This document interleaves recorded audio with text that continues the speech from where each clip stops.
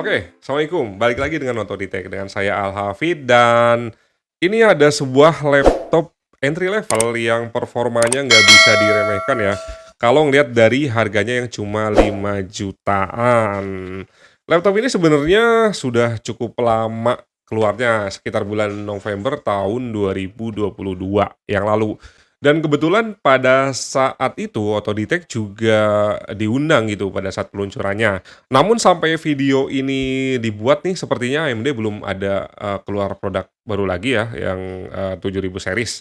Dan, laptop ini adalah seri yang paling rendahnya di 7020 atau 7000 series. Tepatnya sih ini menggunakan AMD Ryzen 3 7320U dan ini adalah Acer Aspire A31423M. Sebelum kita bahas spesifikasi jeroan serta performanya, mungkin kita bahas sisi luarnya terlebih dahulu. Dari sisi tampilannya sih sebenarnya laptop ini nggak kelihatan laptop murah ya gitu, karena, Acer itu kan desainnya mungkin mirip-mirip ya dengan, harga yang, entry level, kemudian, mid level dan high end itu ya nggak jauh beda gitu bentuk-bentukannya. Dan, punggung laptop ini atau bagian top ini juga sudah menggunakan ini, apa sih namanya, aluminium. Jadi kalau biasanya laptop brand lain itu full plastik, nah ini bagian atasnya sih udah full aluminium meskipun di bagian lainnya masih menggunakan plastik. Dan kisaran berat laptop ini ada di sekitar 1,4 kilogram. Laptop ini memiliki ukuran layar 14 inch dengan rasio 16:9.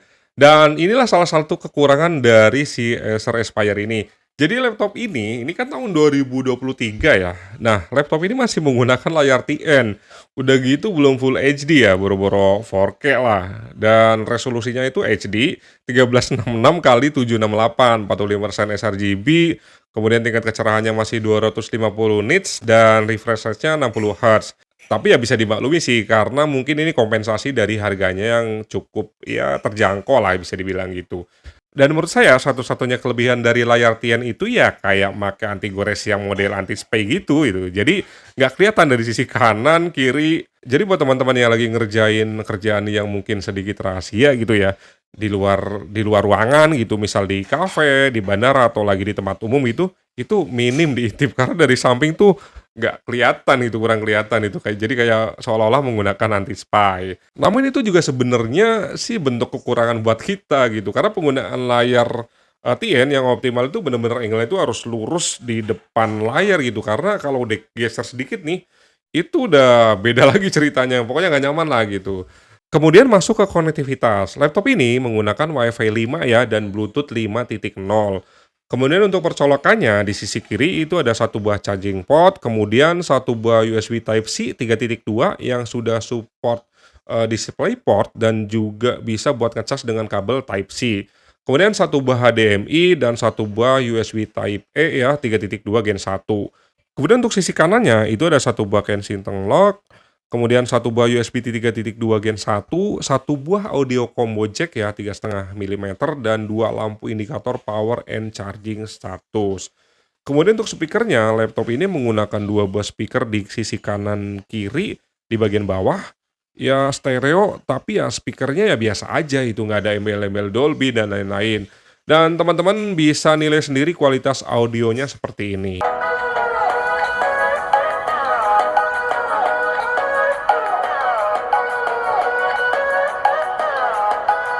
Kemudian untuk mikrofon dan kameranya, mikrofonnya ini memang sudah dilengkapi dengan fitur noise cancellation atau Acer Purify Voice. Dan kameranya 720p ya yang dilengkapi dengan teknologi Acer Temporal Noise Reduction dengan tampilan kamera dan suara seperti ini. Kemudian untuk baterainya, laptop ini dibekali baterai 42 Wh dan diklaim bisa bertahan sampai dengan 12 jam. Dan mode gaming bisa tahan sampai dengan 3 jam. Ya wajar sih karena TDP Ryzen 3 7320U ini cuma 15 watt. Namun berhubung laptop ini udah beberapa bulan dan sudah digunakan juga, jadi kalau saya uji manual mungkin sudah berkurang akurasinya. Kemudian untuk keyboard laptop ini sih, biasa aja ya, kalau buat saya malah agak sedikit, ya gimana ya, cenderung kurang lah, karena mungkin saya biasa menggunakan ZenBook atau Lenovo, dan ini cenderung ke, apa sih ya, teksturnya tuh terlalu empuk gitu, atau lembek, jadi kayak kurang greget itu buat ngetik. Dan belum ada backlit-nya juga, Kemudian untuk touchpad-nya sih center ke body ya, tidak ke spacebar. Dengan fitur yang umum ya klik kanan, klik kirinya tuh buttonless, kemudian ya umum lah bisa scroll up, scroll down, kemudian zoom in, zoom out, dan sayangnya laptop ini belum support biometric login. Kemudian masuk ke spesifikasi. Laptop ini menggunakan prosesor, Ryzen 3 ya, 7320U dengan base clock 2,4 GHz sampai dengan 4,1 GHz, 4 core 8 thread dengan TDP di 15 watt. Kemudian memorinya 8 GB LPDDR5 onboard dual channel, ini nggak bisa di-upgrade ya, dan dibekali SSD 512 GB NVMe ya dengan kecepatan baca sekitar 1740 MB per second dan kecepatan tulisnya di sekitar 1700 MB per second. Kemudian untuk Vega-nya ini menggunakan integrated graphic ya, jadi nggak ada, grafik terpisah, dan ini sudah teknologi terbaru ya RDNA 2, tepatnya sih AMD Radeon Graphics 610M. Dan ini laptop sudah dibekali operating system Windows 11 Home dan gratis Office 2011 Home and Student. Kemudian garansi laptop ini garansi resmi Acer 3 tahun ya, jadi 1 tahun, itu spare part-nya dan 2 tahun servisnya aja. Kalau untuk harganya sih di AMD Official Store itu pada saat video ini dibuat sih di 5.859.000. Nah, kalau teman-teman mau cari lebih murah lagi silakan aja searching, tapi sih saya tetap rekomendasikan beli di Official Store biar aman. Lagian juga Official Store itu biasanya sih banyak, diskon gitu ya, dan yang penting sih jaminannya udah asli gitu. Dan saatnya kita masuk ke pengujian, performa si laptop Acer ini. Pengujian pertama kita menggunakan Cinebench. Yang pertama Cinebench R15, core multicore-nya ada di 769 dan single core-nya ada di 160. Kemudian R20-nya multicore-nya ada di 1803 dan single core-nya ada di 422. Kemudian untuk R23 multicore-nya ada di 4686 dan single core-nya ada di 1097. Pengujian selanjutnya kita menggunakan 3D Mark Time Spy. Ini skornya ada di 590 dengan rincian grafik skor di 516 dan CPU skornya ada di 3150. Dan hebatnya lagi, laptop ini lulus stress test Time Spy. Skornya ada di 99,5%, nyaris sempurna ini mah. Pengujian selanjutnya kita coba render image di Blender ya. Ini dengan GPU itu sampai dengan 9 menit. Kemudian untuk CPU-nya ini sampai dengan 9 menit 6 detik. Pengujian selanjutnya menggunakan PC Mark 10. Ini skornya ada di 4304.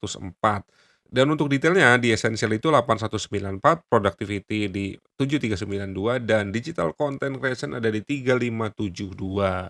Kemudian kita masuk ke pengujian games. Nah, inilah bedanya AMD dengan, kompetitor ya. Laptop AMD tuh ya terkenalnya memang kalau buat main games itu biarpun nggak ada VGA discrete-nya, itu udah bisa buat main games gitu. Dan salah satu games favorit saya bisa dimainkan di laptop ini meskipun resolusinya ya ngikutin resolusi laptop bawaannya. Yang pertama kita menggunakan, CS:GO dulu kali ya. Oke, ini CS:GO 2 ya. Settingnya low. Ayah.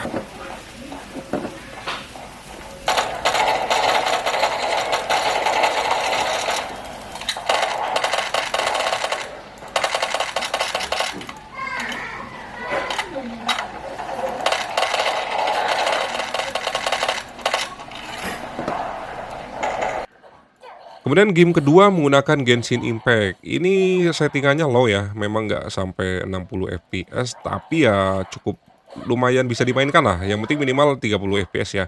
Tapi kalau mau lebih enak lagi sih setting di lowest, ini bisa dapat 60 fps.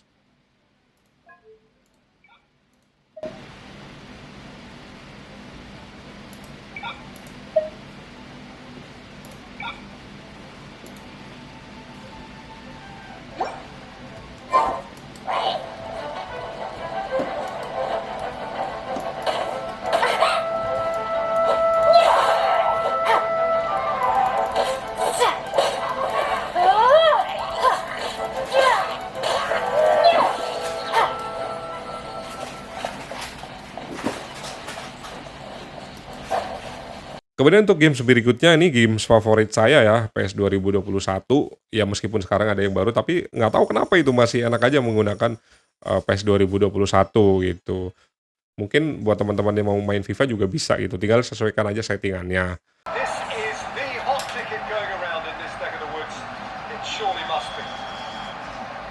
The Emirates Stadium in all its glorious modernity, this symbol of this a capacity. Nah, untuk FPS PES 2021 itu bisa sampai dengan 60 FPS ya dengan, apa sih namanya, settingan di low. Friendlies tend to take the edge away. Might is that a shot?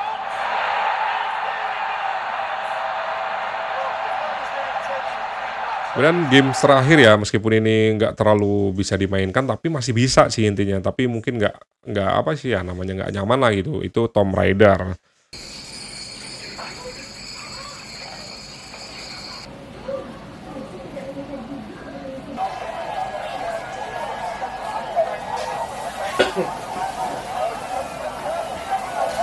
Rendahnya 13, maksimalnya 87.